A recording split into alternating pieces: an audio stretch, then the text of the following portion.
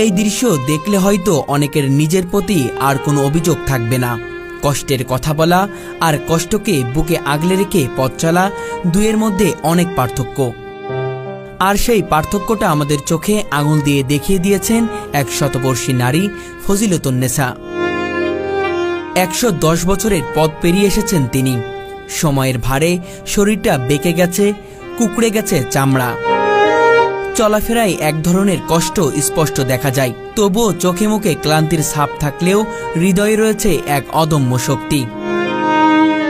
যেন জীবনের কাছে কখনো হার মানেননি। আজ সকাল থেকে রাত পর্যন্ত কাজ করে চলেছেন। ফুটপাতে বসে কাঁচা আম, শশা আর আমড়া বিক্রি করেন তিনি। নিজেই সেগুলো বাজার থেকে কিনে আনেন, কাপা কাপা হাতে ছুলে ধুয়ে সাজিয়ে দেন ক্রেতাদের সামনে। একটা টুকটাক হাসি আর আন্তরিকতার মধ্য দিয়েই চলতে থাকে তার বিক্রি। আমি অনেক বছর তৈরি করি। এলাকার সবাই তাকে নানি বলে ডাকে। যারা নিয়মিত তার কাছে আসেন তারা বলেন, আমরা শুধু শশা কিনতে নয়, আসলে নানি ফজিলতুন্নেসার সাথে একটু হাসাহাসি করতে আসি।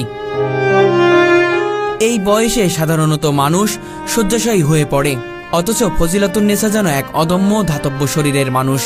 কোনোদিনও কারোর কাছে হাত পাতেননি। তার বিশ্বাস, ভিক্ষা মহাপাপ। তিনি বলেন, যতদিন এই শরীর চলে ততদিন কাজ করে খাবো।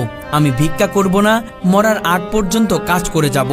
আল্লাহ এই ভিক্ষা কর্ম করে খাওয়ান বালা, আল্লাহ খুশি আছে। ভিক্ষা করে খাওয়ান বালা, বন্ধা তুই ভিক্ষা করিস না। তাই না? হ্যাঁ। ভিক্ষা করলে কি হয়? আল্লাহ পাক করেছেন যে কর্ম কর দেওয়ার মালিক আমি। কিন্তু হাত পাতে খাবি না। আমার উম্মত হলে অনেক মানুষের টাকা হাতে ২,০০০, ৩,০০০, ৫,০০০ কিনে কেউ কাছে সাহায্য লয় না। হ্যাঁ, এক কথা বলে আমি সারা বছর কর্ম করে খামো। এক কথা বলে আমার বংশ কখনো ভিক্ষা করে না, আর আমিও ভিক্ষা কখনো করবো না। এক কথাই বলে, হ্যাঁ কেউ সাহায্য দিলে কখনো সাহায্য লয় না। ফজিলতুন্নেসার জীবন যেন এক জীবন্ত পাঠশালা। মানুষ কিভাবে আত্মসম্মান নিয়ে বেঁচে থাকে তা তিনি নিজেই শিখিয়েছেন। তার দিন শেষের সামান্য আয়ে চলে ঘর ভাড়া, খাবার ও অন্যান্য প্রয়োজন।